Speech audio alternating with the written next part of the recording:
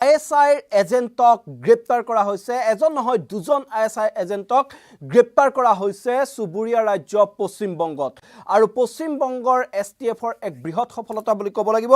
যে পশ্চিম বংগত ISIৰ দুটাকৈ এজেণ্টক গ্ৰেপ্তাৰ কৰিবলৈ সক্ষম হৈছে STFে দ্বিত ISI এজেণ্ট এটাৰ নাম ৰাণা ৰৌফ তেওঁ পাকিস্তানী নাগৰিক আৰু ছদ্ম বেশ লৈ পশ্চিম বংগত আছিল এই ৰাণা ৰৌফ আৰু ভাৰতীয় হোৱাৰ বাবে চেষ্টা চলাই আছিল অৰ্থাৎ ভাৰতীয় পৰিচয় পত্ৰ লৈ ভাৰতীয় হোৱাৰ চেষ্টা চলাই আছিল এই ৰাণা ৰৌফে আৰু দীৰ্ঘদিনে ভাৰতত বাহৰ পাতি ভুৱা আধাৰ কাৰ্ড পেন কাৰ্ড বনাই বাহৰ পাতি আছিল এইটো ISIৰ এজেণ্ট পাকিস্তানী নাগৰিক ৰাণা ৰৌফ অতি এক গুৰুত্বপূৰ্ণ খবৰ এই মুহূৰ্তত আপোনালোকক জনাব খুজিছো যে পশ্চিম বংগত দুজনকৈ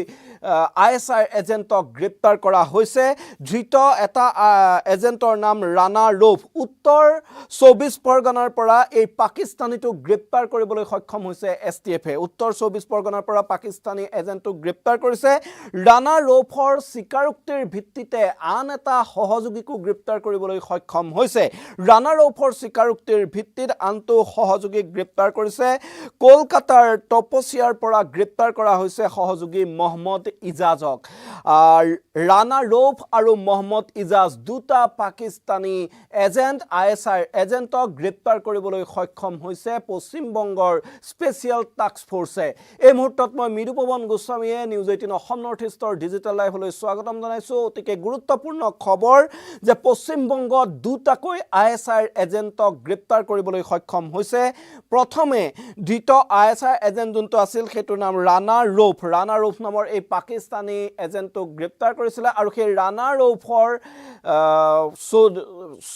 উত্তৰ 24 পৰগনাৰ পৰা ৰাণা ৰৌফক গ্ৰেপ্তাৰ কৰাৰ পিছতে তাক চলোৱা জেৰাত যি স্বীকাৰোক্তি দিলে সেই স্বীকাৰোক্তিৰ ভিত্তিত মহম্মদ ইজাজ নামৰ আন এটা পাকিস্তানী এজেণ্টক গ্ৰেপ্তাৰ কৰিবলৈ সক্ষম হৈছে যি ISIৰ এজেণ্টক গ্ৰেপ্তাৰ কৰিবলৈ সক্ষম হৈছে STFে আৰু ৰাণা ৰৌফৰ পৰা ভুৱা আধাৰ কাৰ্ড আৰু ভোটাৰ ID কাৰ্ড ইতিমধ্যে জব্দ কৰিছে ভোটাৰ ID আৰু যি ভুৱা আধাৰ কাৰ্ড আৰু ভোটাৰ ID কাৰ্ড বনাই এই ৰাণা ৰৌফে ভাৰতীয় হোৱাৰ বাবে চক্ৰান্ত ৰচিছিল আৰু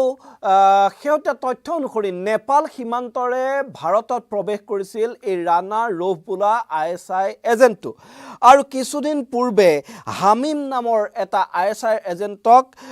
কলকাতাত গ্ৰেপ্তাৰ কৰা হৈছিল পশ্চিম বংগৰ STFে গ্ৰেপ্তাৰ কৰিছিল হামিম নামৰ এটা ISI এজেণ্টক আৰু তাৰ পিছতে সেই ISIৰ এজেণ্টৰ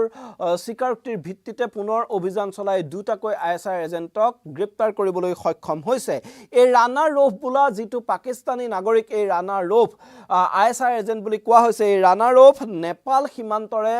অবৈধভাৱে ভাৰতত প্ৰৱেশ কৰিছিল আৰু নেপাল সীমান্তৰে ভাৰতত প্ৰৱেশ কৰি ভুৱা আধাৰ কাৰ্ড আৰু ভোটাৰ ID কাৰ্ড বনাই লৈছিল ৰাণা ৰৌফে পশ্চিম বংগত বিভিন্ন সময়ত অভিযোগ উঠি আহিছে যে এনে ধৰণৰ ভুৱা ভোটাৰ কাৰ্ড আধাৰ কাৰ্ড বনোৱা চক্ৰ বহুত সক্ৰিয় হৈ আছে বাংলাদেশৰ পৰা পশ্চিম বংগৰ সীমান্তৰে যিসমূহ বাংলাদেশী প্ৰৱেশ কৰে তেওঁলোকে অতি সহজেই তাত এনে ধৰণৰ ভুৱা নথিপত্ৰ বনাই লয় বুলি ইতিমধ্যে বহু কেইটা তদন্তত সেই কথা পোহৰলৈ আহিছে বহু ধৃত বাংলাদেশী স্বীকাৰোক্তিত সেই কথা স্পষ্ট হৈছে এতিয়া সেই ক্ষেত্ৰত অতিকে এটা গুৰুত্বপূৰ্ণ তথ্য পোহৰলৈ আহিছে যে পশ্চিম বংগত চলি থকা এই জাল ভুৱা নথি চক্ৰটোৰ এতিয়া সহায় লৈছে পাকিস্তানী চোৰাংচোৱা এজেন্সি ISI আৰু এই ISI এজেণ্টক অবৈধভাৱে নেপাল সীমান্তৰে প্ৰৱেশ কৰাৰ পিছত এই যি পশ্চিম বংগত এনে ভুৱা যি ভোটাৰ কাৰ্ড আধাৰ কাৰ্ড বনোৱা চক্ৰ আছে সেই চক্ৰই তেনে ধৰণৰ ভুৱা নথি বনাই দিছিল আৰু এই যি ৰাণা ৰৌফৰ বিৰুদ্ধে কি অভিযোগ আছে যে ভাৰতীয় সেনাৰ অতি গুৰুত্বপূৰ্ণ অতি সেনসিটিভ যি তথ্য সেই তথ্য পাকিস্তানক যোগান ধৰাৰ অভিযোগ আছে এই ৰাণা ৰৌফৰ বিৰুদ্ধে আৰু STFৰ অভিযানৰ উমান পাইছিল দুইটা পাকিস্তানী ISIৰ এজেণ্টে আৰু সেই উমান পায়ে বাংলাদেশলৈ পলায়নৰ চেষ্টাও চলাইছিল এই দুটা পাকিস্তানী এজেণ্টে বাংলাদেশলৈ পলায়নৰ চেষ্টা কৰিছিল কিন্তু পশ্চিম বংগৰ বংগৰ STFৰ তৎপৰতাত দুইটা পাকিস্তানী এজেণ্টক ইতিমধ্যে গ্ৰেপ্তাৰ কৰিবলৈ সক্ষম হৈছে পশ্চিম বংগৰ STFে আৰু